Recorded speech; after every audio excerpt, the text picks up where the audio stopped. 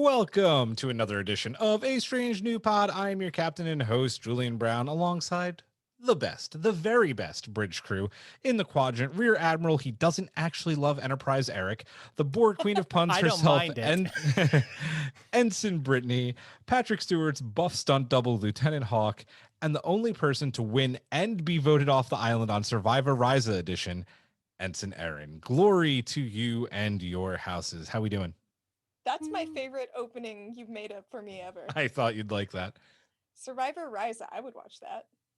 I'd watch that It'd be too. very sexy. It'd be like It would be that sexy. Paradise Island or whatever that crap is called. They can mix it in with like Temptation Island and like give That's out the one. Horgas. Yeah.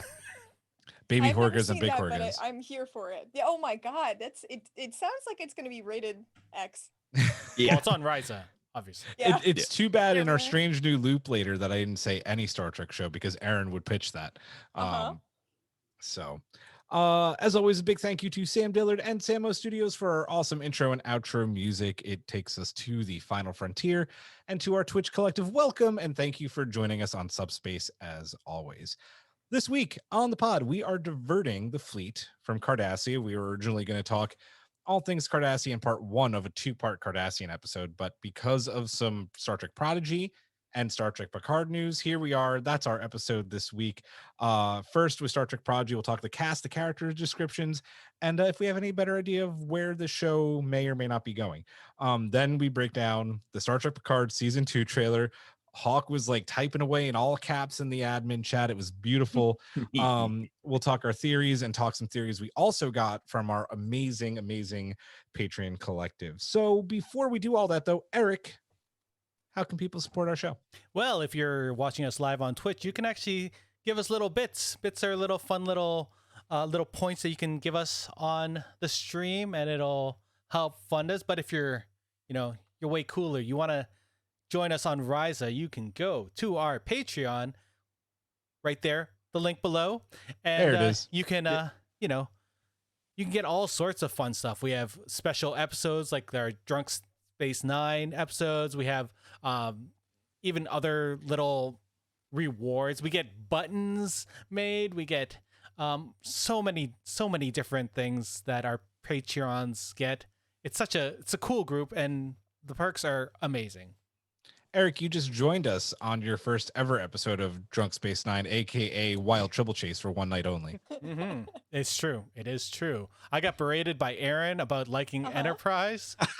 And I was like, I don't love it. I like it, and I see its problems. Oh no. I talked about it at the beginning of the episode, and Aaron's like, why do you love this show? I was like, I don't love it. I really don't. You have 1 minute. Tell me. And you were like, I have nothing else to say. I was like, 30 seconds. Everyone who got the 1 minute timer was like, we don't know what we're doing at this point. No. Why are we getting timed? I was very drunk. I was trying to make it exciting, I think, but when you're drunk, these things. Mm-hmm. Yeah, we voted Aaron off the island. It was okay. I was committed to a concept, and I really was committed. Anyway, that episode of Drunk Space 9 is available right now. It actually just launched today. That is with our collective member Spotted Giraffe hosting, talking about the god-awful, quite possibly in the top 5 worst episodes of Star Trek of all time. These are the voyages. So terrible. Yeah, join our Patreon at the $2 level. You get to listen to that. It's it's our awesome. It's like our longest Patreon exclusive episode ever. We had a lot to say about. We had a lot to say, and we also had the most amount of collective members on as well. It was awesome. It was a great time. So, speaking of our collective, Hawk, who do we have to thank this week? We have to thank Simon Stager, Jeff Reeve, Mariah Gossett, Ann Bradley, Spotted Giraffe, Rob, Jen Stein, Tina Alexander, Joe Saporito, Noe Santos, Kang Wee, JD, Takako Nagumo, Kara Kennedy, Mark, Dana Pearson, Fernando Nogales, and SMK. SMK. I love people that have a single name like Beyonce. It's like, no, this is Rob. This is Mark. I love it. By the way, if you're in the Twitch chat and you've been commenting, I haven't seen it because my Twitch app crashed and I have it back open now. So hopefully that doesn't happen again. Fefenog says hello. Says hello. Hello, so, Fefenog. Hello, Fefenog. Anyway, folks, if that is it with our thanks and our weekly Patreon plug, Brittany, did you have something to say? Did you raise your hand? Did you live long and prosper No, I us? was moving my chair. Got it. Okay, then it is time for the strange new loop. Everybody plug their ears. And this week, in honor of Star Trek Prodigy, if you were going to pitch a brand new Star Trek animated series, not live action, animated series, what would your show focus on and what animation style would it be? Who wants to go first? It's a hell of a good question. Oh, thanks. I'll go first. I was thinking about this all day when I read this. I would go back in history back to the big Romulan War. Ooh, nice. I would do like maybe a limited series like that, and I would do it all in anime style. I knew it. Yeah, I was gonna Like, say I knew it. Romulan War anime style. Yes, it has to be. That's good. That's good. I like it. Who's next? I would go. I really like the animation style. I don't know what you call it. My animation knowledge is not big. Look at me using words. But I would do the lower deck style. But I want to see, and I think we talked about this on the Drunk Space Nine, but I want to do Mirror Universe Voyager fucking up the Delta Quadrant. That's what I want to see. Nice. I like it. Yeah. I would do basically like Discovery Earth, but for Star Trek planets, and it would be in the Hayao Miyazaki style. That Like is such you a would good go, idea. yeah. That's a Like, really because the good thing is, we idea. focus so much on people and crews, but I'm just like going to planets either we've seen or we haven't in the show, and them just being like, and here we see an unnatural habitat, like like a Talaxian weirdo. Who's God, David get away Attenborough, from me. though? Who's I doing the mean, David Attenborough? it's just Mariner's voice over top, I Yeah. guess. Yes! And she's like, fuck this planet. I hate this planet. And then moves to another one. If planet's it's a comedy, lame. Mariner will say it. If it's not a comedy, then it's going to be like soothing Tuvok voice, Oh, that'd be great. Sensors indicate we are coming across a Class 9 planet. Yeah, just get Tim Russ on that shit. Exactly. Like Star Tours? You just Yeah. like fly adventures? I just think it would be Star Tours. interesting to have something like that. Like if they did that like live action, quote unquote, or something, more CG instead, that would be cool. But even if it was just hand drawn, just to be like a little shorts, just to be like, That this would is be this really planet. cool. That sounds like a short Great. trek. I would watch Yeah, that. see, short I trek. used my brain today. Because that animation style is already kind of geared towards like these odd kind of no creatures anyways and that. So Yeah. And like Perfect. environments look so good in that style. So mhm. I was thinking that or like cuisine, because like you always want to eat food from Studio Ghibli movies. So I'm like, do I want ramen or do I want that ramen? I always want Neelix's ramen. kitchen. Neelix, yeah. Yep. Well, that's what I thought about, but I was like, people don't like Neelix. They'll I'm like him okay with after Neelix. that if it's good. Maybe it'll Yeah. redeem him as a character. Maybe. Speaking of Trek reality shows, we could even do like a chopped style thing in the Voyager galley, and Neelix could just pull out like random basket of the week and like The 3 only rounds route- go. He's like, 4 replicators are down. We only have these plants. Make it. Make it work until we can reach another planet where we eat those blueberries and Harry Kim cries. I like it. I like it. Remember when Janeway died? Oh. Oh. I am going to pick the style of Steven Universe. And Woo! it'll be the adventures of William Riker and his family going across, having musical adventures around the universe, sort of like Amazing. the Magic School Bus teaching his kid about the universe.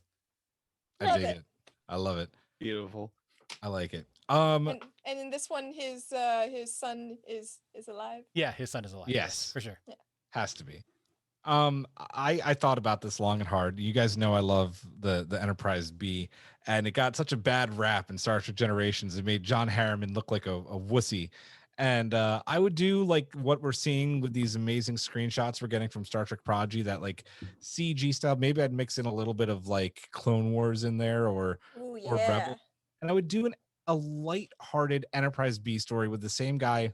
He's in Ferris Bueller's Day Off. I can't remember the actor's name right now, but he plays Captain Harriman. I would have the same actor come back and voice him and play it like light-hearted semi-comedy, but like your typical Star Trek, like TOS, TNG, Planet of the Week, but just like family fun. And that's what I would do with the Enterprise B. That would be Alan Ruck. Thank you, Yes. Alan Ruck. I would have Alan Ruck come back, and I'd have Tim Russ come back because he was on the bridge too. Because they He's in don't know if it's human everything. Tuvok or just Tuvok. So, There's some great ones in the Twitch chat. there are. Woo-woo. Does anybody want to read the I'll Twitch? I'll read Fiff and Uggs because I've been watching Sailor Moon with my eldest, Yes. and she asks, "Can I have a Sailor Moon style Starfleet officer saving the day?" Yes, you can. I would Yes, you watch the can. shit out of that. Sounds awesome. But It does the sound awesome. costumes. they have to Somebody- they have to do Yeah, the transformation changing thing. whenever. That's when they beam down Someone to the needs planet. to They're do like, cosplay mashup of Sailor Moon in a Starfleet uniform. Okay. Whoa. I'm it sure There it's we probably already down. exists. Yeah, You gotta Google Does it. it? I'm sure. Well, think about Google it. it. Sailor Mercury, like they're all planets. I really like NYRLite's comment. Let's have a cook-off between Riker and Neelix. Yeah, I mean, Yeah. I'd watch that show. Well, People they would don't really also love pay for a his, battle of the death, cooking. battle to Can the we death. get the between bullion two. guy? So true. Yeah, we can get the oh yeah, there is. You the can have bowling Bolians bowling. Bolians. on ESPN, the Ocho subspace. Ocho. Yes. Starfleet Ocho. Olympics. That's what we Ugh. need. We need the disco crew doing their laps around the ship. Yeah, exactly. It'll work. Oh, that was a fun, strange new loop. That was fun. Good answers, guys. And good answers, Twitch Collective. You guys rock. I love it. I love it. Let's move on. We're going to get rolling right along tonight to our first of two stories, and that is Star Trek Prodigy. We got casting news and character profiles for that casting news as well. And Aaron, we're going to start with you with the hardest pronunciation of these characters. I gave it to you because It's why not? cool. I just want to let you know that I did Google, and there does not seem to be anyone who has done Sailor Moon Star Trek. So internet, let's make that happen. Okay, so the first character is Rock Talk, I believe, and that's that character is played by Riley Alazraki, I believe is the pronunciation. That If I'm sounds right. wrong. I tried. I spent some time. So this character is, I'm not sure if I'm saying this correctly, a Brickar. Sure. And is an unusually bright-eyed 8-year-old girl. She's shy, but not when it comes to her love for animals. So, I mean, she sounds like an interesting character. I always like a character who's, if you like animals, I feel like you're probably not a horrible person. And 8 years old, that's pretty young. So it sounds like the character who's going to be the most, maybe like not naive, but like the most wide-eyed. I Yeah. like that they took the step away from making the large rock creature like a guy. Like you'd expect it to be like, Yes. oh, I'm walking around like this, and like it's like some older guy. But the fact that they made it like an 8-year-old girl, I like because like they usually could have like even Baymaxed it to be like, oh, it's the lovable teddy bear character, but instead it's Or like Korg. Like a little girl. But then she's like the biggest person among them because different species are different. So I like it. It's a lot more range for like voice acting for a character because you don't have to look anything like that thing or sound like Yeah. it. Yeah. I dig it too. I dig the fact that when you see this character and if you've been watching Bad Batch on Disney Plus, you immediately think, oh, like this is going to be like the muscle, this is going to be the wrecker of the show. And the Yeah. fact that it's not is freaking awesome. Like I love this. You see, I think in one of those awesome pieces of promo art that we got, that she is like doing some welding or something. So she's, I think they said that in the description, right? She's she's pretty smart. Yeah, unusually bright. So I like the fact that she's just like a smart, strong girl. To be It's amazing. fair, Wrecker is a big teddy bear, and he's sort of like He a is little a big kid. teddy bear. Yeah. Exactly. And there's That's Korg. true. Hey guys, I'm Korg. Nice Yeah, to I'm meet you. cool. This is Meek. Oh, I'm you cool. do that so well. I love Korg and Meek. Oh, he's alive again. Another day, another Doug. Poor Doug. Oh, there he Poor is. Doug. Oh, I killed him. Oh, there he is again. Brittany, you're up next. Did anybody have anything else on Rock Talk or Rock Tech? No. Nope. All right, Brittany, you're up. Okay, so next we had announced that Brett Gray from On My Block and When They See Us is going to be Dahl, who is 17 years old and an unknown species. But he fancies himself to be a maverick who, even in the toughest times, holds strong onto his unwavering hope. So, A it's like your 17-year-old optimistic boy? leader sort of character. Who thinks he's a maverick? Shocking. So I wait. mean, okay. It's John McCain in space and a kid. Whoa. I I hope not. No, I hope not. I just think Maverick. I think John McCain. Yeah. I think Maverick from Top Gun. I think Maverick from Top Gun. Yeah. I follow politics way too much, so and stupid Sarah Palin. He's a maverick. Sorry. Oh, God. Not to bring Well- the mood down. Well, I feel like I like that they explained that he's just has this like unwavering sense of hope as opposed to being like super cocky, because a lot of Maverick characters are like hotheads, cocky, and like will butt heads with people, but they're tough, but like they're full of hope. So I like that that's the sort of aspect we see for this character, because they're all, you know, like relatively young kids except for, you know, one or two characters. Yeah. I think he was also featured in one of the pieces of promo art, just kind of like looking up at the stars or looking at something. So yeah. It's all about hope. Yep, all that hope. Next we have Angus Emery from The Crown and Emma, who's playing Zero, who is a Medusan, which are non-corporal, genderless, energy-based life form. Aren't we all? I know, for real. Since others would go mad at the sight of their true self, Zero wears a containment suit that they made themselves to protect others. Medusans actually showed up first in the original series in the episode "Is There No Truth in Beauty?" and they were just like in a little box. It's been a little bit, so yeah. Oh, I remember that episode. I look forward to Zero not giving us cake. Right? Mm-hmm. That's Yeah. a Portal like that, reference, Hawk. I know. I literally thought of Portal when I saw it. I was like, this is robot. They're my favorite. They say, you know, it's a genderless, energy-based life form, and they refer to themselves as they. I think that's really, this show's for kids, and I think that it's. I'm glad Star Trek is including characters that are, you know, like genderless or non-binary, binary, or anything that's representative of the people who are going to be watching. You know, I think that's pretty cool. I like that we know now based on the casting, because I remember when we just had the images and we would even say like, I don't know like their gender, but this character looks cool. They Yes. seem like this, because we were always trying to keep to like, oh, we don't know for sure, so we're gonna they it up. But it's really cool to then see like, oh, we were right. This character is like a genderless, Yes. energy-based life form. Nice. We called it first. Yeah. We did. To be safe, we they'd everyone. I'm. Oh, go ahead, Eric. No, go ahead. I was like, are we done with that? Nope. No. I just want to kind of piggyback off what Aaron said, because the fact that this show is going to be based for kids and having kids, like, I'm super excited that this show is going to teach kids, like, you know, love and like what is right in the world, and that it's okay to be non-binary. I just pulled an Aaron to be non-binary. and The irony is this is the robot and you guys aren't saying binary, right? binary 1, 2. numbers. 0001. Speaking of the Medusans, NYRL on Twitch says they were underwhelming visually in TOS. They deserve to be shown again, and I hope they get a new live action version. Though you never know. I mean, we're going back to that era with Strange New Worlds. So They'll have to wear suits though, because if not, they'll drive everyone insane because they're too bright. trying to see if there's a pun there. No, I'm just being serious. Oh, Do you want a joke? Because then I'll Yes, say please. their future's too bright. You gotta wear shades. The pun meter hasn't gone off once this I like episode. it. no puns as No? of yet. Yes. But no, Activate the Britney.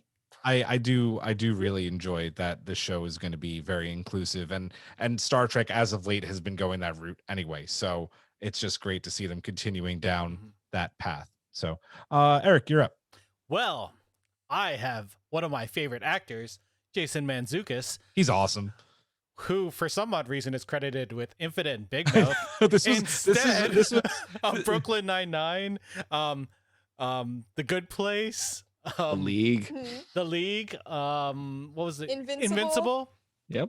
I mean, this was the official. This is what I got in the press release from Paramount. So Paramount, get your shit together.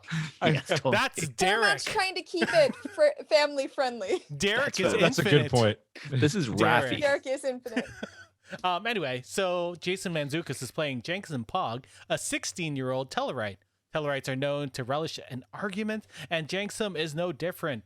Regardless of opinion, he will always play devil's advocate for the sake of hearing all sides. That seems like I very hate that. Jason Mantzoukas. Yeah. No, really? I hate the devil's advocate. Especially If I on wanted that shit, Invincible, I'd talk man. to the devil myself. Oh my god. Oh, true. Yeah. He's I good in love that. playing devil's advocate. I'm the devil advocate guy, so I'm gonna love this character. Nah, I hate that shit. I'm like, I'd rather talk straight to the devil. No advocating for him. Let's go. Yeah, Throw I kind hands. of agree. But that's why this will be a good pod when we watch Jason it. Mantzoukas is good. He was fucking in amazing. he's in Brooklyn Nine-Nine too. He's like always good Yep. in comedic roles. So this will probably be a somewhat comedic character. Someone. I hope so, Yes. or else they're wasting him. Hawk, why is there a Tellarite in the Delta Quadrant? That is an excellent question, considering they're Alpha Quadrant based, and that The Werewolves. founding member of the Federation. I know. Well, there was the rumor that, well, not the rumor, like some people thought that he looked a little bit like a Talaxian, and that would make more sense, like just a big Talaxian. But he's a Tellarite, and I'm like, I mean, okay, but it's a little weird. I guess we'll get an answer. I'm sure the caretaker has done funky shit to other species as well. So Oh Either yeah, that could be or- the caretaker. yeah, I think we all guessed Talaxian when we were talking about the images before, didn't we? Yeah, it was I- just I- the hair. yeah. The Mhm. facial structure in the hair. I think we were calling it. I think a lot of people on Trek Twitter guessed correctly. Like a lot of people are saying Tellarite, and we're like, haha, we guessed it right. And I'm like, yay. But yeah. My mind was already on Neelix, so I was like, hey, yeah. sure, he might be related. maybe not. We were I all mean, watching a lot of Voyager around that time. Yeah, we were. if he could still make Leela root soup, if he's a Tellarite or Talaxian or not, it doesn't matter. Maybe he'll have the Finding Dory disease. Oh my god. Yeah, then if he does, then he won't be able to tell it right. Mm. He'll always be Boom. telling it wrong because he Bam. forgets. Boom, there's your prompt. I just hit the wrong soundbite. I'll log off now. I'm gonna do this one. Just kidding. Get off my bridge. There we go. I don't think that was the applause button. No, that was no time to talk about time, which is going to be coming up later. Mock time? Mock time. Hawk, you're up, bud. Yeah, Ella Purnell from Army of the Dead and Sweet Bitter will be playing Gwyn, a 17-year-old Vaunacott who was raised on her father's bleak mining planet and grew up dreaming to explore the stars. So Ray. I didn't even think about that. Oh man. Damn. I mean, the description just like. It's Ray. As long as she I do doesn't. like- Sorry, go for it. Go ahead. I was gonna say, as No. long as she doesn't kill everyone like she does in Army of the Dead, I think they're fine. Oh, valid. Oh Or- man, I could not get through Army of the Dead. I wonder if she's gonna use like her actual accent. Like I think she will for the character. Is she British? She's British, yeah. Oh, cool. Oh, then Pretty sure. yeah. Yeah. This is the name's super character. British. This is also the character that I think a lot of people were like immediately attracted to, like the visual and how. The look is cool. Yeah, the look is like Mhm. super You're cool, like, and I'd wear that outfit. exactly. And you get another one of the 4 promo images. We got 4 more today of like locations that also look freaking beautiful. But one of the promo arts of, all the promo art that we did get was like them looking gazingly to something, and she was in one of those. It was It's pretty gonna be fun. Janeway floating in space. Yeah, and they'll, like, Come to me. or they'll finally see the nebula that coffee's in, and they'll be like, oh, "There's coffee in that nebula." That's what Prodigy is going to be about, right? It's just going to be, hey, Okay. my emergency command training program doesn't have any coffee, and you guys need to go find it. Yeah, she's like, "Oh, stop by this Class 8 planet. They have great coffee beans. Stop Send over it here." send it to Starfleet headquarters, San Francisco, Earth, in 75 Era. years. Alpha Oh, Oh, Quadrant. serious? It's going to be a fetch quest? Oh. Yeah, it's of course it Probably is. in the end, they'll get these really nice beans. Space heist. Season Space 2, they'll beans. go and they'll get her a new mug. It'll be great. Love it. Some new gel packs for replicator. Back to you, Aaron. Okay, so Murph, really cool looking character played by D. Bradley Baker, who they list here SpongeBob SquarePants and Dora the Explorer. But can we talk about something called Clone Wars? Yes. Clone Wars, Or- he's Oh, the was he in that? clones. I was Oh. gonna, He's Yeah. the Bad I Batch was gonna say, or the 800,000 roles he has in in everything for the last everything. 30 years. One Yeah, of the like throw a the dart. most well-known voice actors of all time, and just amazing. So I saw his name and I was like, yes, I get to talk about I will that say, one. I think they did that because it's going to be airing on Nickelodeon, and those are 2 of the prominent Nickelodeon shows he does. that things. makes sense. Yeah. Yeah. Right. It's going to be on. I Yeah. thought the same thing at first. I was like, What? So the Murph character, who reminds me of what's his name from Orville? Oh, I know who you're talking. Yaphet. Yaphet. Yeah. Yeah. He looks like cute Nickelodeon Yaphet. His age and species is unknown, but he is endearing, he's an endearing, indestructible blob with curiously good timing and an insatiable appetite for ship's parts. So he's gonna show up at the right time and eat shit. Or eat So stuff. That sounds technically, weird. there's no pronouns in here, so you don't know for sure. Yeah. That's true. Murph is a mystery. So I Steve think Riley Murph Baker's and really good at animal sounds, though. So like that's the thing. It might not be a gendered thing, but he'll be like. Well, and speaking of like Murph having curiously good timing, like don't all like goo things tend to show up like right at the right time, like Slimer? You know why? Yeah. Because they have good intentions.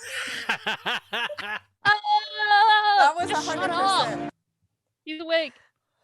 As much as I love D. Bradley Baker, I sort of now wish that he was voiced, or it was voiced by Norm Macdonald.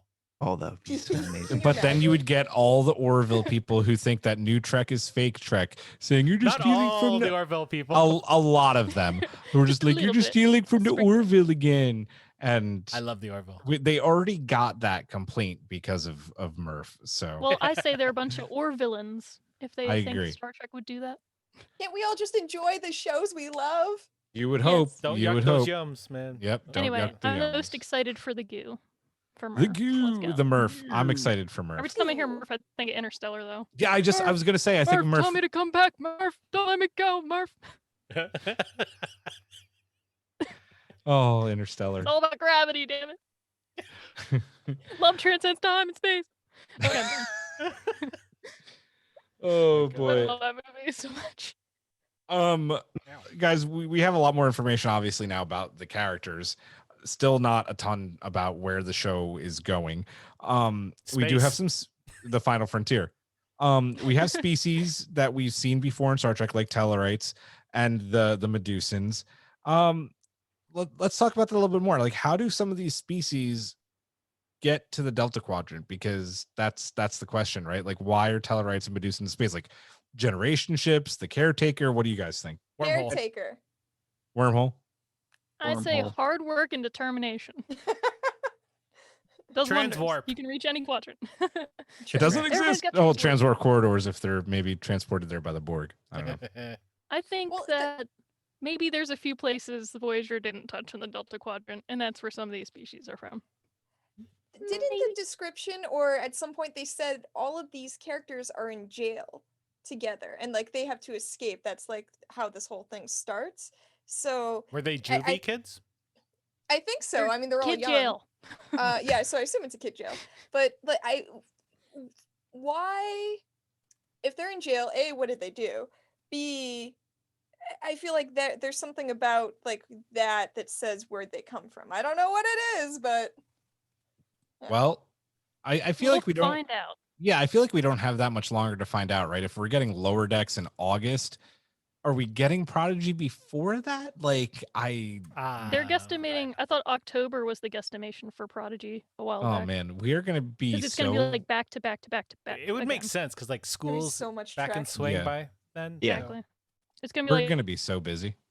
August, Yeah. September, October. We somewhere got in there. tons of new stuff to talk about. Remember when we did 23 weeks to new Trek or whatever? 22 It's gonna weeks? be like 64 weeks of new Trek. And then we A never year and a took a half hiatus. of Trek. Here we Haven't go we? again. We've still been Make it going. time around.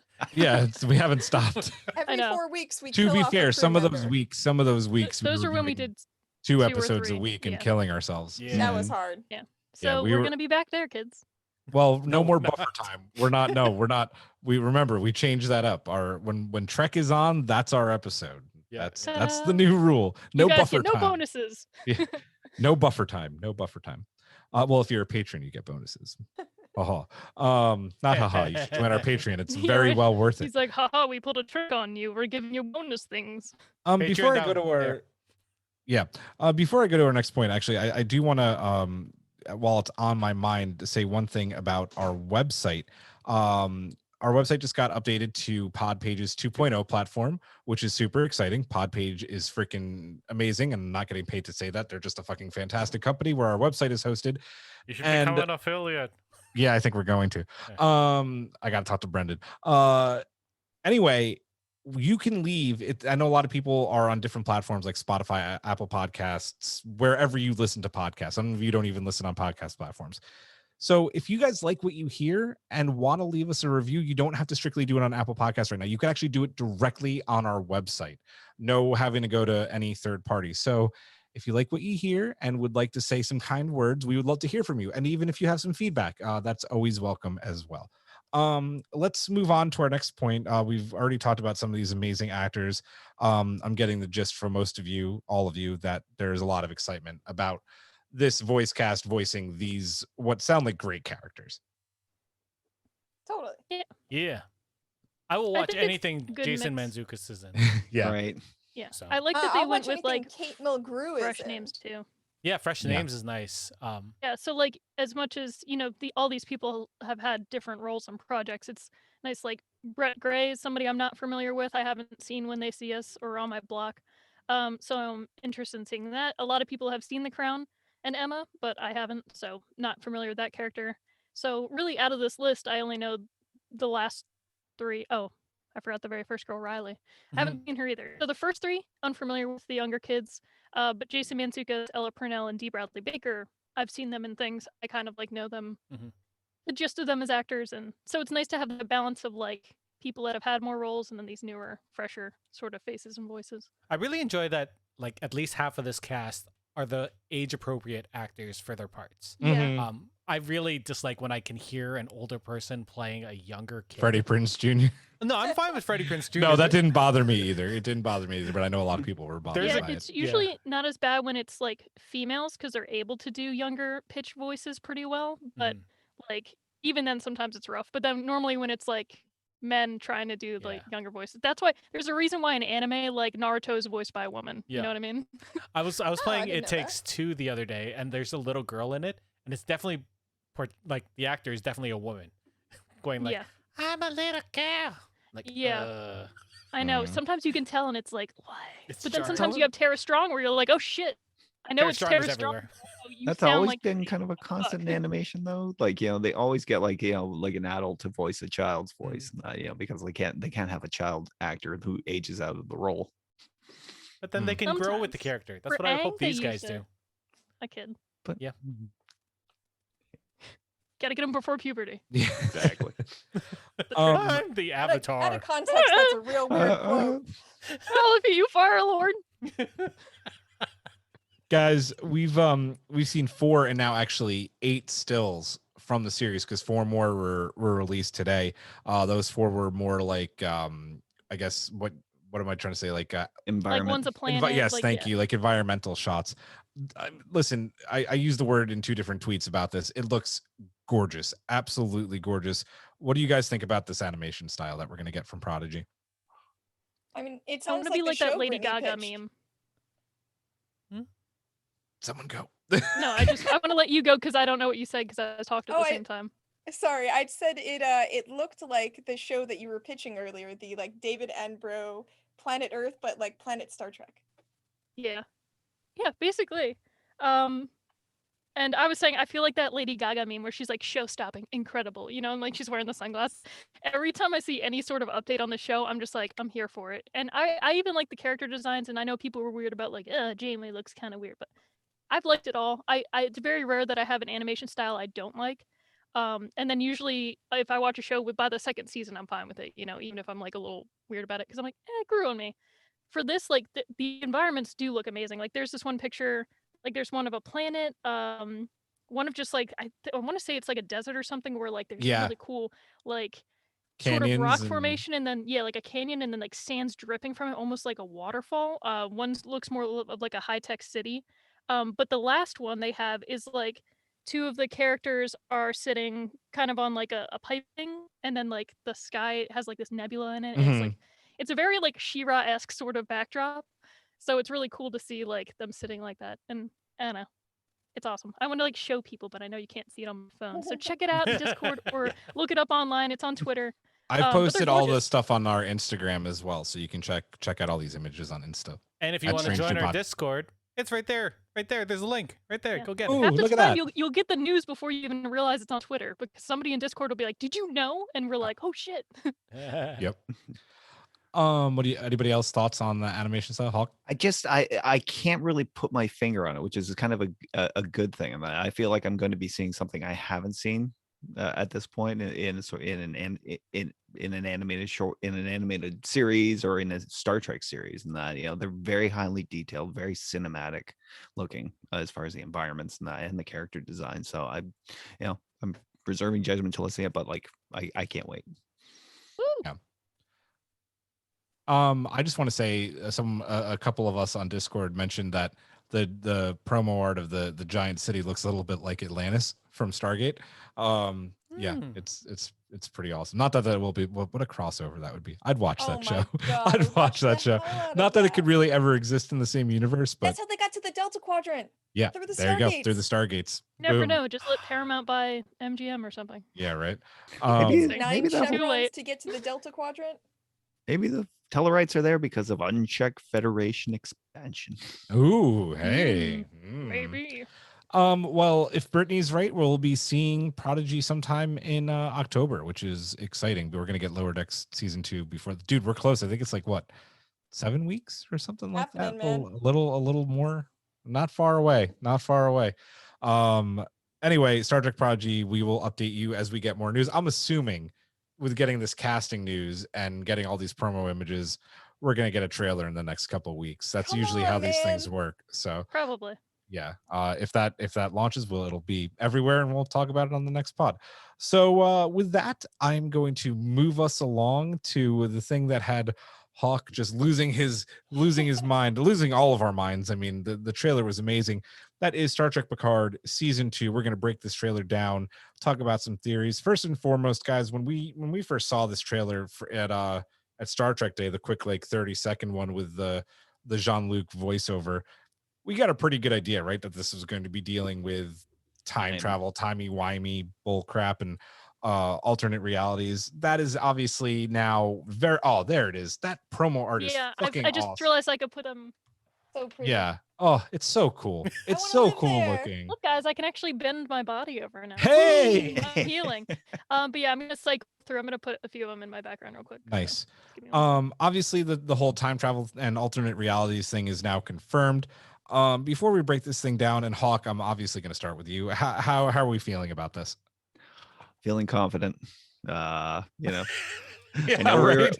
we're all left a little. We're all left a I can little run a sour mile. at the end of season 1, and that obviously, but sometimes it's about the journey, not the destination. That's the what the voyage. Voyager crew said. Yeah. Well, I think Giraffe said on our Drunk Space 9 pod that what series besides Lower Decks has really fucking hit it on season 1? No one. So Discovery. That's a prize. I'm excited, man. It looks real. It looks so good. It Yeah. looks so good. Eric, Brittany, thoughts?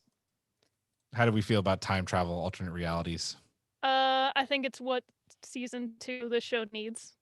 Because there's a lot of talks of bringing in certain characters from TNG, and we all know that he asked like Whoopi to come back as Guinan. Mhm. So you're like, how are they going to do that? Is she also going to be with them like in this age? Are they, how is she going to fit in? So when we had Q sort of voiceover, that little like hint during, I think First Contact Day or Yeah. Star Trek Day, First Contact Day, we knew immediately like there was allusions to there being like time involvement in his Q, so he's always messing with stuff. I really like the trailer, and it has me genuinely intrigued of what's going to happen, especially with the 7 of 9 stuff, because we've only seen her one other time where she like didn't have her sort of like facial implants on, and that's like when she's pretending to be fully human in the holodeck, other than like flashbacks or when she's trying to dream of like what would my human life be like when I don't have that in. So it's interesting. Or seeing all that these time different travel one things. where she had on the Mhm. blue uniform. Yeah, that too. Yeah. Yeah. Are we doing theories right now? Is that what we're No, doing? no. We're just doing our general reaction to how we felt about like time travel being confirmed. I mean, as soon as you introduce Q, obviously. Yeah. It had to happen. Yeah. I mean, It's awesome. I'm interested in what other people think because I have my own ideas, and I stayed away from everything like Twitter, our Discord, because I knew people were putting out their theories there. It's just like, I was smart. I also I'm part of the Star Trek Discovery Pod Slack feed for their patrons, and I did an image drop for them as well. And before anybody could, I was just like, here's my theory before I read anybody else's shit. And I was like, have at it. Goodbye. I'm leaving now. So yeah. Drop. Yeah, exactly. Tricorder drop. Bomb. Peace. This is why we have to watch these things, and you can't touch any social media when they happen. Like when Loki comes out on Wednesdays, it's the first thing I do in the morning, because if I don't, somebody's gonna ruin it. Still haven't watched second episode, and I was like, God. we have to killed everyone. Why? Yeah. Thor showed up. Yeah. Yeah. Thor actually is Loki. Yeah. Guys, let's break down this trailer. The first few shots we get is of Jean-Luc walking into the chateau, kind of frantically looking for Larisse. Something has happened, and he just says, what the hell is going on? And then you hear, getting goosebumps saying it, John Delancey is Q saying, oh, you're a little older. Time's all messed up. Oh, how I missed you, mon capitaine. Oh, so good. So cheeky about it too. And then look how old you got. Yeah. John Delancey aged well, by the way. He has become like, a fine wine. I'd wine and dine him. Yeah. Yeah, that would happen. He has been spending the past couple years with ponies, so that's why. I'd give him the Janeway treatment. Yeah. Oh God, what do you want? Do you need me to babysit your kid? That'd be it. Guys, I want you to, as we're breaking down this trailer, to make note of what, if you're following these images with me, I don't know if you are, Jean-Luc is wearing this kind of alternate black Starfleet uniform with an odd looking delta. We're going to get to that, but obviously we get the reveal of John Delancey as Q. He's also wearing nothing is mistaken here. A very interesting brooch. We're going to get to that. There's also the pointed out that he's wearing a goatee, which is leading some people to think mirror universe. We'll get there, but just, I mean, how awesome was it, right, to see these two back on screen together, and just for that moment, it's like being back on the bridge of the Enterprise D when Jean-Luc just looks up at him and goes, Q. Yeah. And it's just like so good, right? Their rapport is just perfect. It's like it never stopped. Yeah. The love is still there. The love and the hatred. I'm just glad he didn't come in with that chaos energy of like, remember when he had like the mariachi band and stuff? That would have been like, whoa. Yeah. I mean, I would be. I'd be here for it though. He doesn't need Picard like dislocating a hip or something. You know what I mean? Like, no pun intended, because that's where I'm at. But yeah, I like that. It's just like that rapport is immediately back, and you feel so drawn into it. You're just like, Q. Like you feel that way with Picard. You're like, yes. Yeah. I'm here for it. Oh, totally. On Twitch, I don't know if I'm getting this reference or not. SMK wrote anybody Canyon. I don't know if it's a reference to something. I'm maybe missing it. But NYRL writes I'm wondering if we'll discover that this is the first time Picard has seen Q since All Good Things. Well, we'll find out. Probably. Moving along with our trailer breakdown, we get more voiceovers of Q saying that, well, actually another voice, a female voice, saying that time is broken. Q is also doing some of the voiceover, and here now through this trailer, we start to move through time. First, at Starfleet Command, we're assuming that this is an alternate reality where Jean-Luc stayed in Starfleet. He looks like by the pips on his badge that he is like Commander-in-Chief, CNC of Starfleet. This is very interesting, right? In this image, the Klingons, the Ferengi, and the Bajorans have all joined the Federation here. The Ferengi are the most unbelievable there because Latinum. Hey, Nog led the way. What do we think about one? I mean, listen, I'm a sucker for any more opportunity we get to see Jean-Luc in uniform. What do we think about this seemingly alternate reality of him staying in Starfleet? This is what my theory is, but I don't want to say it right now if we're going to go into theories later. No, that's fine.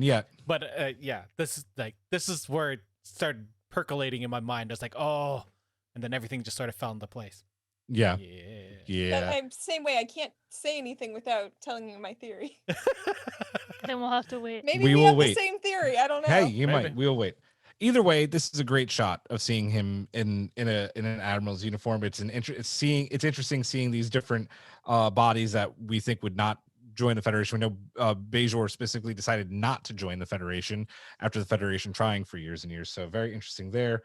Later, we have a shot of Rafi and Elnor on the run in what looks like some kind of back alley. Also very interesting. A shot of Laris at the chateau. It's impossible to know whether this is an alternate reality or something we get like in the first episode of season 2. So you can't really speculate on this one. This is interesting. We have a shot of Soji. Now, a lot of people thought this might not be Soji. This could be her twin who dies in the first episode of Picard, since we're dealing with alternate realities, but she is wearing their twin brooch. Notice something with this trailer. I want to point this out to all of you right now. Everybody at one point or another is either looking or has some kind of different insignia or brooch. I want to make you guys aware of that. And then I want to talk about this, and this is getting into theories a little bit, but I feel like we can't talk about it without breaking down this trailer. We get a shot of Captain Rios on board La Serena, and it is some kind of Federation vessel now. It is an alternate Federation. It's got Mirror Universe vibes. Let's just point that out right now. Red Starfleet logo on his chair, the same black leather jacket as Jean-Luc. We get this close-up of the badge, which is a Starfleet Delta, but then it has what almost looks like a Knights of the Crusade, like sword almost cross on that Delta. I know we're trying not to go into theories, but this is just super interesting. It is. Yes. Yeah, I know. Yeah. No, it's the Federation, but it's something different. SMK wrote, Anybody Canyon is the name of the canyon in which Riker yells anybody in the Arsenal of Freedom season 1. One of the few good episodes of TNG season 1. I really like Arsenal of Freedom. Moving on. Yeah, either way, even if we're going to get to talk about it in theories, I really like this look. It's a really cool look. I have no idea what it is, but we'll get there. And then finally, before we get to 7 of 9, we see kind of the entire crew gathered of Jean-Luc, Rafi, Elnor. There is a shot of Dr. Girardi too. It wasn't interesting really, so I didn't put it in here. But she's there too, where he's like, it was just Dr. Girardi. Just her face. Yeah, it's just like okay. Up. Yeah. But this is the part where Jean-Luc says something's messed up, but I'm gonna get us all back to where we need to be, I promise, because he's Jean-Luc Picard, and that's what he does. Then shit gets real. 7 wakes up in her bed, stunned, doesn't know what's going on, looks at a badge that none of us have been able to pinpoint, which is very, very interesting, or a brooch, and then realizes that she doesn't have any of her Borg implants, looks in the mirror and gasps. Star Trek Picard season 2 with a wedding marriage is what brings us together. This is where things get interesting, right? I mean, it's very much so. Yeah. She does have a wedding ring. From there, we're going to go right in to theories, and Brittany, I believe we are starting with you. I moved me to the bottom. Yeah, you guys all have very strong opinions Move me first. to the top. I wanna wait. Okay. I'll take your spot. I'll do it. I will. All right, Eric, do it, and then I'll go. Yeah. Go ahead. Fuck yeah, I will. I am assuming that, so the end of season 1 of Picard, we see the whole crew warp into space. Yeah. And I assume that this is my theory, that Q picks them up at that point and is like, this is where we're going to split you guys off. And we go back to a time, like he takes you to a different reality where the Romulans did not explode. That's what I'm going to assume. And that's why, that was the point where Picard left and where all of this fraction happened in the Federation. We know that the Romulans were working on Borg technology even before then. So I assume that if the Romulans didn't, dissolve, 7 of 9 would have gotten everything taken out. And like, I assume that I am guessing that pin is a Borg, a Romulan mixture together. Interesting. Well, we also know that, the Romulans, Nero in particular, was dealing with time travel. So, or trying to change time. So, it is not a far-fetched theory that they're trying to undo the destruction of Romulus. I mean, it's a very good theory. Let's see, where else are we going? I assume I'm gonna keep saying assume. I don't know why I say that. Assume, sir, for a moment. He's holding this up in court, like against all the cues right now. He's just like, I'm on trial for humanity. We talked about yesterday's the Enterprise C episode of TNG, and I feel like a number of these characters are gonna feel like Guinan then, and I think that's how Guinan's gonna be brought back into this. She's the one person who realizes that reality is not the same as everything else. I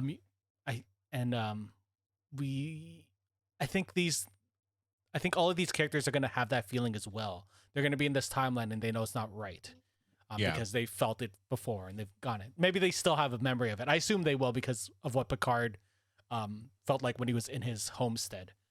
I'm trying to think of what else. My mind is now racing. I forgot what else was there. Okay.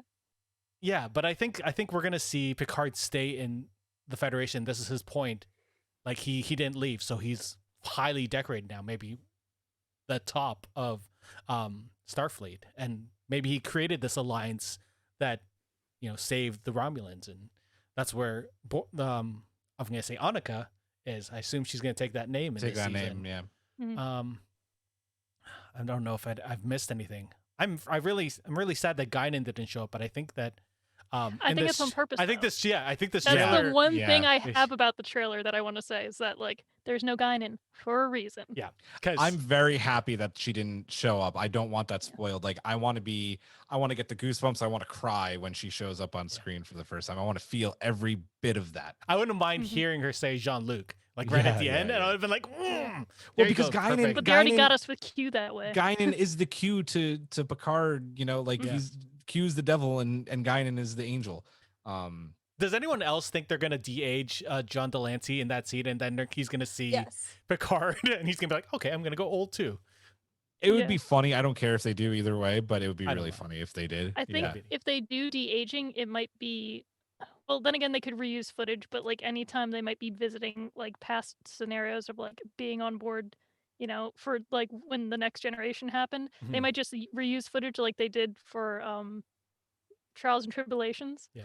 Well, or they could de-age people as well, but I think it would only be in that one scene when they meet up again. Yeah. And it wouldn't be terribly hard because they did remaster TNG, so they can 4K the hell out even more and kind of make it seamless. So we'll see. Yeah. I wonder if because I'm for my theory everything was fixed from that Romulan standpoint. I wonder if each of these characters like Raffi on the run and because of that one event being a positive thing, it may have turned bad for some of them. I know Raffi sort of went bad. Well, one interesting thing of note in the screenshot with Picard at this Federation summit, Raffi is right to his right in a uniform, in a Starfleet uniform. So she is still with him. Maybe something happens. I don't know. Yeah, maybe something happens. It's interesting. I was after Brittany, so I'm going to go to my theory next. So I think. Yeah, I mean, that was awesome. I really like your theory actually a lot. I think that season 2 will basically be if Tapestry was an entire season, right? Like what ifs? What if you did this, Jean-Luc? What if you didn't do this? What if you did make that decision to retire and just sit at your chateau? But this, but that, but what if I'm waiting for a moment and they could do something here where they go to a moment. What if he never got de-assimilated? So many things they could do with this. But also, I mean, listen, Q doesn't show up for nothing, right? Yeah. Like he's not back for nothing. I think a lot of this is the Continuum is always messing with things. We know that they had the Civil War in Voyager.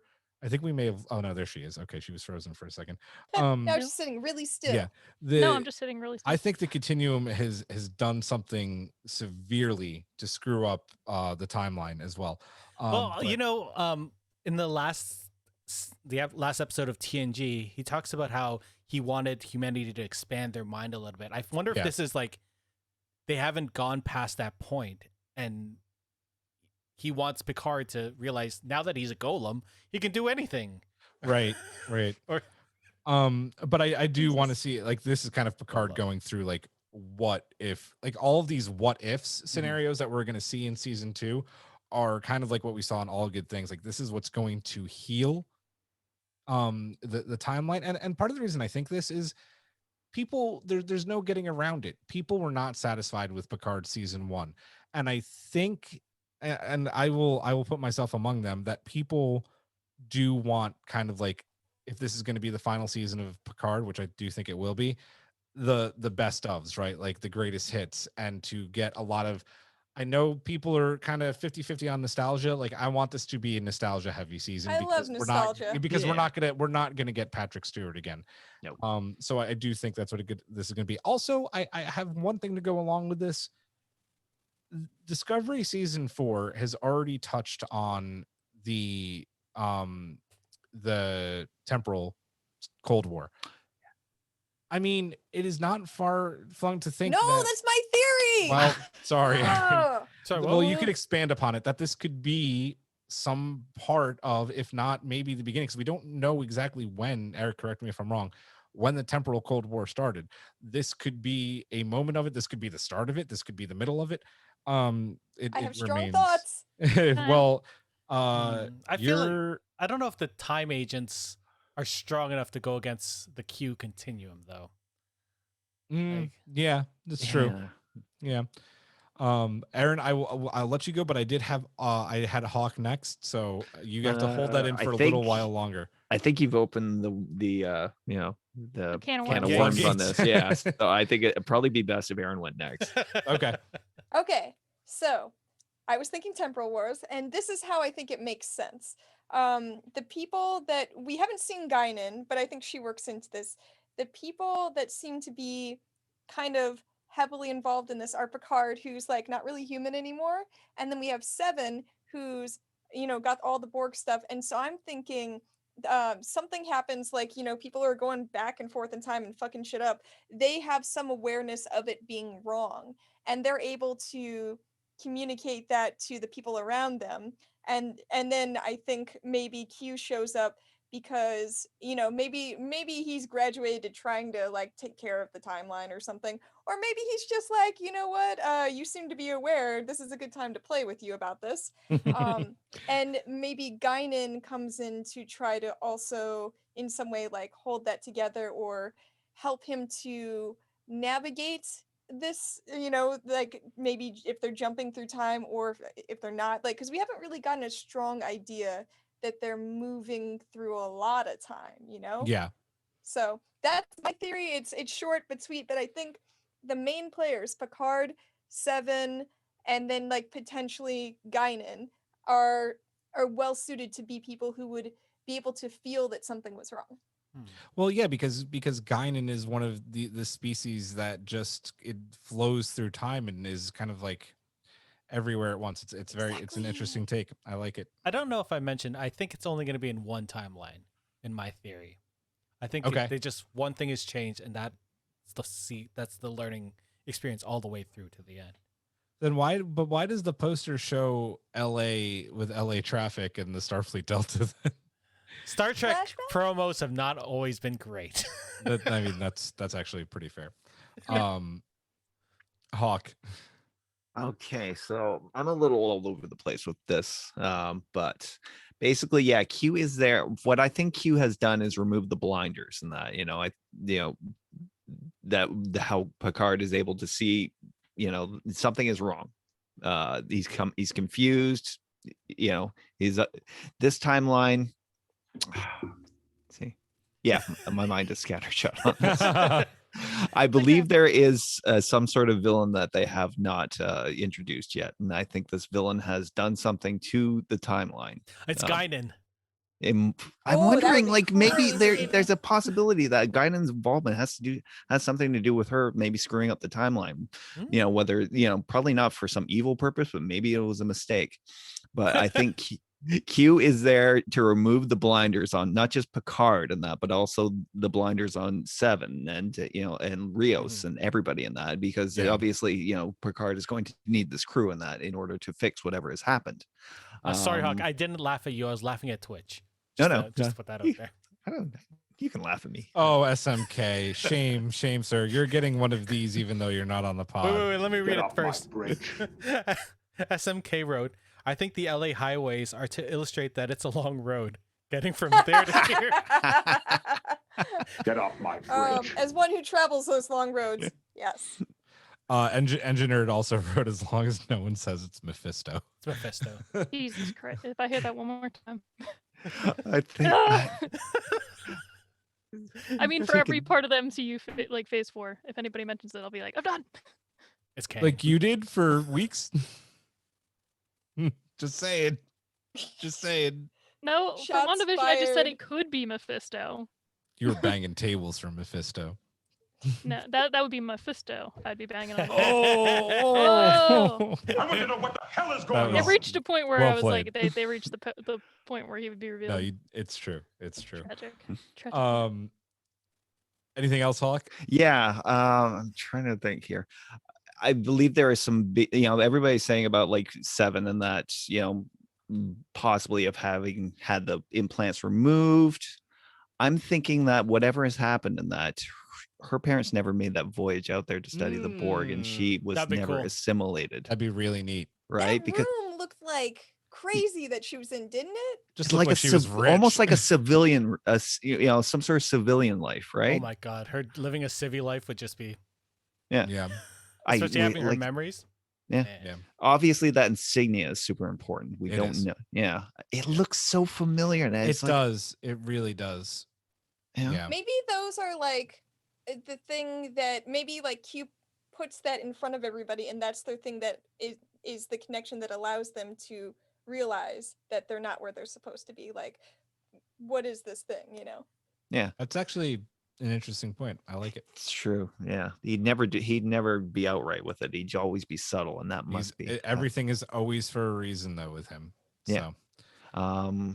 I guess like the other thing that confuses me is his line that this is the end of the path not taken, Yes. which Yeah. has several implications in that. And, either this is the finality of the path not taken in that, or else this is the end. And if it's not fixed, then this is goodbye. Yeah. Sounds like what Julian, for your theory, it makes sense that it's still like a continuation of his like what if. Yeah, tapestry. Yeah. Yeah. Before we move on, I actually should say this because I might forget at the end. Directly following the pod, join us on our Discord channel or I should say our Discord server. In our watch alongs channel, we will be watching the TNG episode Tapestry directly following this. Brittany, we saved the best for last. Hopefully. Hopefully. Well, I'm going to bring up a few things that I know they purposely avoided in this trailer because they hinted at them when they did that little teaser on First Contact Day. And this is the thing that still gets me. So I'm with everybody else that I agree that Q's showing up and he's either like, this is either one alternate timeline or he's showing multiple alternate timelines. And it's the fact that it's still like the trial for humanity, and that, if the correct path isn't taken, or had you done these things, this is how the outcome would be, but this is where we're at, sort of thing. But that being said, they didn't show Guinan, which is the thing I was going to bring up. And we knew from the teaser that it was going to be very like time oriented before they showed the card with Q on it. Like they showed the clock, they showed the different hour. versions of the Enterprise, and then The but the hourglass. thing, the hourglass, like everything was very time oriented with the dialogue on top. But the thing that still intrigues me is the fact that they had that tablet from DS9, the Bajoran tablet, and it's the one that they couldn't tell all the things that were on it, but it like one of the main things was welcome emissary. So like, and Cisco broke that tablet. So as much as I don't believe the show, is going to magically have Cisco finally reappear after all these years, blah blah blah. Though goddamn, that would be cool. I think that the imagery of the tablet and the fact that it was that sort of welcome emissary thing, like, is Jean-Luc being made into an emissary of sorts involving Q? Because Q has always had this fixation on him, and he is that sort of like the person who's determining what mankind's worth is.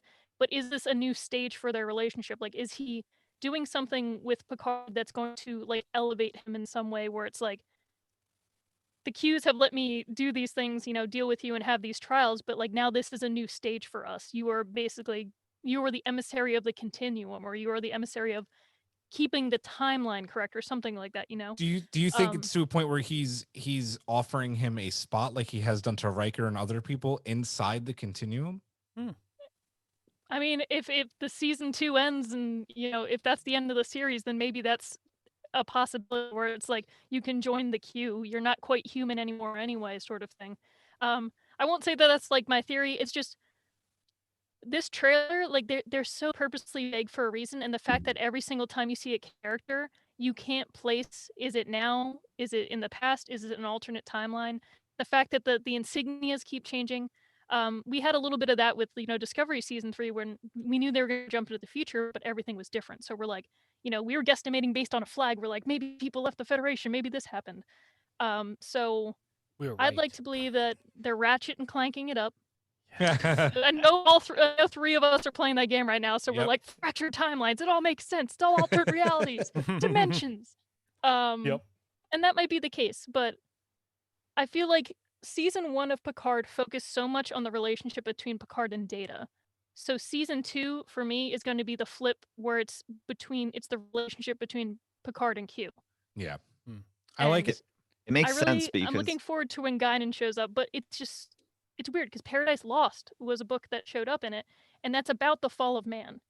So it kind of ties into what Eric said, where like if it is talking about one of the greatest faults of the Federation or something, or one of the greatest fallings for them is allowing, you know, Romulus to be destroyed, and that this is like the path that could have been taken, vice versa. Like my theory supports all your theories. Yes, it does. But mine also is saying it's way too vague for me to ever. Like, I just can't say for sure. But there's something in why include the tablet and why include Emissary months ago. I'm gonna go off. Not show more here. I'm gonna go off what you're saying. I'm wondering if Annika's badge is an updated Bajoran. Like that's the wormhole.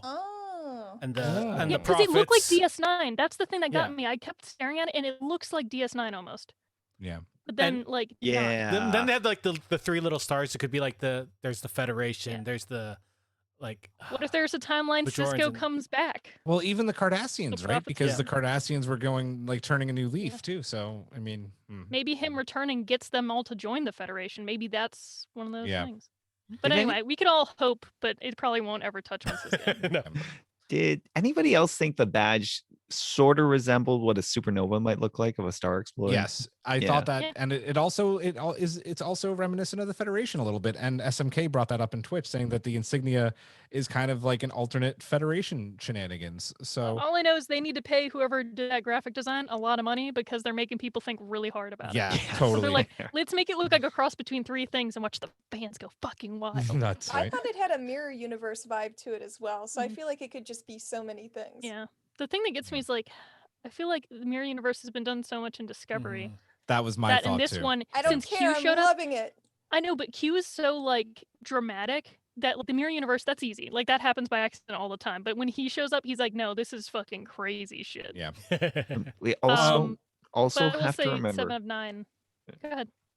Sorry, I have to point this out. We got to remember this is a different Q than when we first met him in season 1 of TNG, and that they gone through. As we mentioned, they went through the whole thing with the Civil War. Before that, it was like Q witnessed another Q and that commit suicide basically, and it's like he's a changed person. He's had person, a kid. but entity. Yeah. Learned how to be a dad. Yeah. And then he is, I guess he's one of the ones who took up the cause of the continuum, trying to change and evolve themselves in that.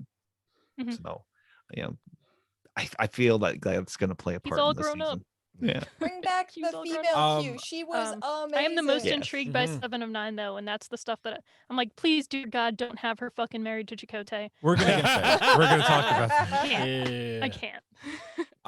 We could talk about our theories all episode long, and they're all very good, and I can't wait to see which one of us is right and which one of us is wrong. If we're all right in some way, because that would be We'll all amazing. be right in a tiny way. Yeah, right. Did Picard's vineyard look different? Like it looked way more upscaled. No, it looked different to me for some reason. I think the lighting is better. Do that too, I but don't think so. It was during the day. It wasn't all dark at night like That's it fair. usually is.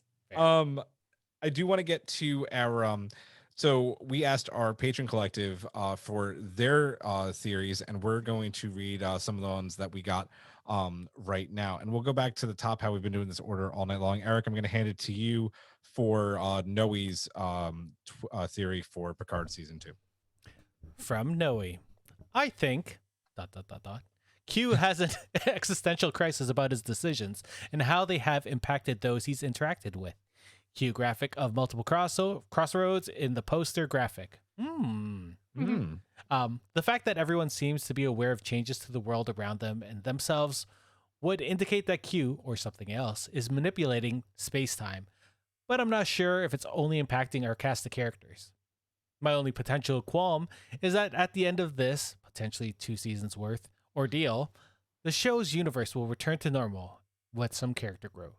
As if nothing happened. Yeah, I have that issue too. I would want to see some growth expansion in the Trek universe, so I hope they prove me wrong. Yeah. But I do agree that the promo they used with all the different crossroads and, it makes the insignia, but it's just all these different roads.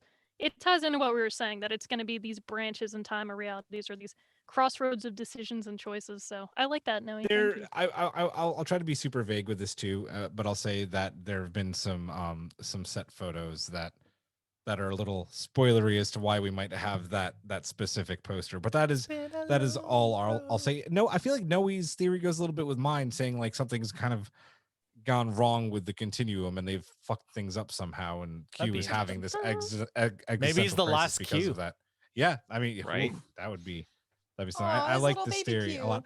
I feel like the universe does have to return to normal, right? Because I don't like dealing with alternate realities taking over one reality. Like that's why the JJ films are their own thing, and that's why the prime timeline is the prime timeline. Sacred timeline. It is man. Listen, I like visiting alternate timelines. I don't like them taking over the timeline. So if things do go back to normal, maybe like 1 or 2 things are changed. Like maybe Picard is in Starfleet. I can accept that. Picard suddenly not a golem. Mariner shows up as a real life character. Yeah. Right. I think the change is really going to be the people like that right. It's affecting. Like this crew is going to affect that crew, and they're going to branch out. Maybe that's where the roads come from, and do great things for Discovery in the future. Right. Hawk, do you want to read SMK's theory? Sure. From SMK, it turns out Picard and Q can't do anything to solve the time puzzle, so they decide to get drunk. Assuming the availability of infinite drinks thanks to Q, what are Picard? Yes, their bartender. What are Picard and Q drinking? If interested, please vamp on other TNG Picard characters' chosen drinks. I got this one easy. Q would be drinking champagne like he was in TNG season 1 because he's a champagne guy. That's easy. Jean-Luc would be drinking whatever he shared a bottle with Scotty with in that episode. He's drinking that drink green we made shit for Drunk Space or Nine, the Earl Grey cocktail. Earl Grey cocktail. Or honestly, or a selection from his vintage. It would I was about to say it would be a wine party, right? Like he would be drinking champagne and Jean-Luc would just be getting grape high on Chateau Picard. It would be amazing if Picard didn't drink wine but had a vineyard. a vineyard, right? I was just thinking he would just still be drinking tea. Yeah. Anybody else have other cocktail ideas? Or should we move on to Cranberry the next juice. one? Cranberry juice. A warrior's drink. That's prune juice. Yep, prune juice. That's it. Damn it. That's it. Baja Blast. I was wrong. So prune juice, guys. Prune juice. Baja Blast. Oh, Baja Blast. Baja Blast would make me so hyper. SMK says Albadron whiskey, I think, is the one I was mentioning. I think that's what he was drinking with Scotty. Aaron, do you want to read Giraffe since you already brought it up anyway? Yeah, I wrote do. my name in all caps. Did you? I printed this out. Okay, you printed it after. Yeah, sorry. This made me laugh a lot. Giraffe says, if Seven is married to Chakotay, somebody's going to face consequences. That's all I'm saying. Oh my God. Yeah. Brittany said it earlier, but yes, can you imagine? It's like there's just of no all need. the cameos, like right after what we saw, Chakotay walks in and is like, hey, sweetie, and he's got like a Ractigino, and we're all like, no. Okay, but there's just no need. But plot twist: They are married. The show opens with them married. He is bringing her back to Gino, and then in comes Janeway and is like, "Get off my woman!" and just phases Chakotay, and there it Whoa. is. Damn. Because I'm here that's for the it. love story we need. I will Damn say, right. I think we're safe from this version on that, because like if it turns out that this is a timeline where she wasn't even like turned, assimilated by the Borg, and that she never met Chakotay. Yeah. Exactly. That's how I'm feeling as well. Plot twist, what if she's married to Raffi? Yeah. I'm here for it. But yeah, Wait, I feel like it's going to be a scenario where it's just she wasn't involved with any of those things, wasn't Borg. Plot twist 3. Go ahead, Hawk. I'm Eric. Sorry, it's been a long day. And from there to here. If been a long Annika day. doesn't get transformed into a Borg, does Voyager even make it back? Exactly. Yeah, it's a That whole is Probably thing. not. very- ooh. The Borg just Yeah. assimilate the shit out of them. And the like Federation 85 never learns times. about Borg technology and stuff. 'cause Plot Janeway twist doesn't number come back with the 3. information. Seven's married to Jean-Luc over their shared Borg trauma. I don't like that. Hey, hold on though, because Bro, Longmire did the age gap relationship and did it Oh, well. I'm fine with the age gap. I just don't like that together. No. No, let Seven be happy and just do her gay shit. Please. I mean, I don't Yeah. disagree. Paramount I don't Plus. disagree. Paramount Plus, do the opposite of Disney and give us some happy gay shit for once. Brit, God. you're let's do Rob's. I don't know who breaks time. I'm not convinced it's Q. But what's broken is that the Borg have been erased from history and all of time has changed as a result. And contrary to what people might expect, their erasure from reality is a disaster affecting countless trillions.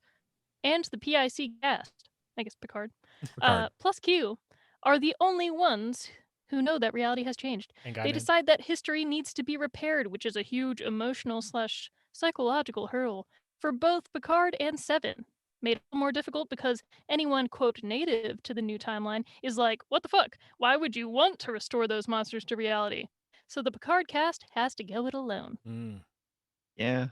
Intriguing. Interesting. I would just like to start by saying I absolutely love this theory and could 100% see this being the route that they go, because it ties in with everything that Picard and Q have gone through. Q is the one responsible for showing the Federation, specifically Jean-Luc and the Enterprise, that the Borg were a real threat. Seven has had her trauma with the Borg. Jean-Luc has had his trauma with the Borg. The universe has had its trauma with the Borg. So for the Borg to just be gone and never have done anything like that could actually have huge implications on the universe and could lead to 7 of 9 not having her implants. I think. Like Oh, sorry. Go Hawk. You go. Think about like the countless civilizations that they've assimilated in that, and it's like, you might tend to think that's like a good thing that they didn't do that. But even look at our own history in that, and everybody, when you think like, would you go back in time and kill Hitler? You wouldn't have World War II in that. But our history would be irrevocably altered in that. Yeah, I mean, snakes would take over, man. exactly. Yep, we already learned. We wouldn't I don't have know, I World feel War. like if We you wouldn't can have. kill Hitler. You got to kill Hitler. Yeah, we wouldn't have World War II. We wouldn't have the expansion of technology that came from World War II in that. No, you stop the wouldn't dude have that the killed Winter Archduke Soldier Ferdinand. Captain America movie. Right? And then you prevent it all from happening to begin. You prevent somebody from creating the sandwich. Yeah. It's Yeah. a whole thing. Yeah. We wouldn't have had You can rocket trace it all science. back. Yeah. No Exactly. sandwiches, no. Going off of Rob's theory here, I wonder if the cast of Picard, like the Picard crew, also have memories of both their own timeline and what has happened in this new timeline, and they have to struggle with the fact that maybe one is better for them and not the other people in the cast. Like that would be Yeah. fucking awesome.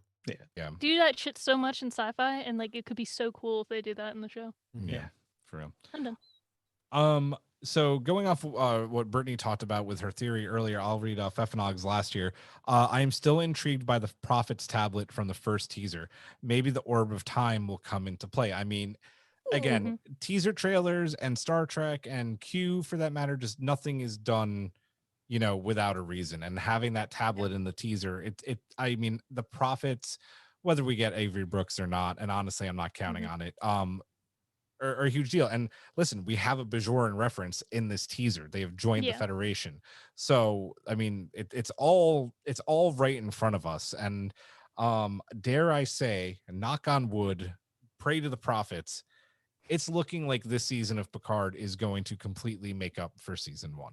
And I know that we've only gotten a teaser, but based off of that, It says a lot at the teasers making us feel that way. yeah. Really good teaser is better than all season 1. We had very high hopes with the first teaser. Yeah, that's the thing too, But- right? Yeah.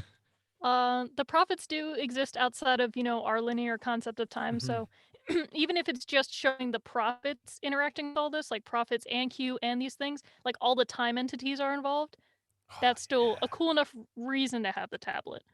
I'm Yeah. still not What wholly if the convinced prophets are like, because it's the they- emissary they're tablet. like a Q Mm-hmm. who Yeah. decide to be the prophets? Oh, yeah. Oh, dude. And we do see Jean-Luc and Q in white backgrounds a lot.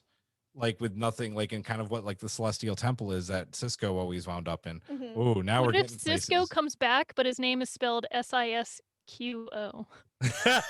What are we gonna do, guys? What the fuck are we gonna do? Oh And he god. starts playing terrible Cisco music from the 2000s. Yeah. Oh man. I think you meant guys, to say amazing. Oh God, our these friendship's over. these have Well- been some absolutely excellent theories from you guys and from our patron collective. We can go on and on and on and on and keep talking about this and come up with even more batshit crazy ideas. And that's what we love about doing this. But that is going to do it for this episode. Like I said earlier, join us directly following this for a watch along of TNG's Tapestry. It's a great Jean-Luc Q episode, probably their best episode. Really good. And then next week we will be back with our regular scheduled program of Keeping Up with the Cardassians. Rob has a question in the Twitch if we have time. Yes.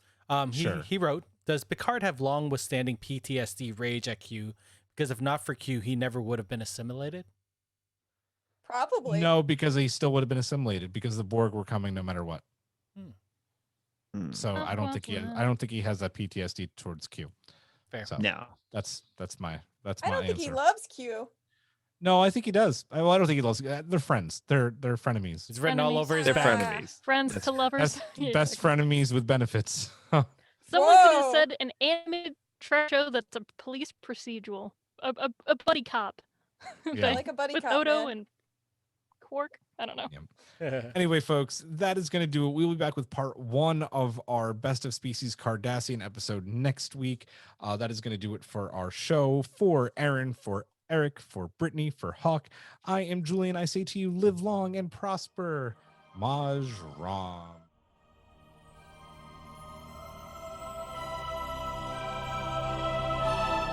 Thanks for beaming into our podcast today.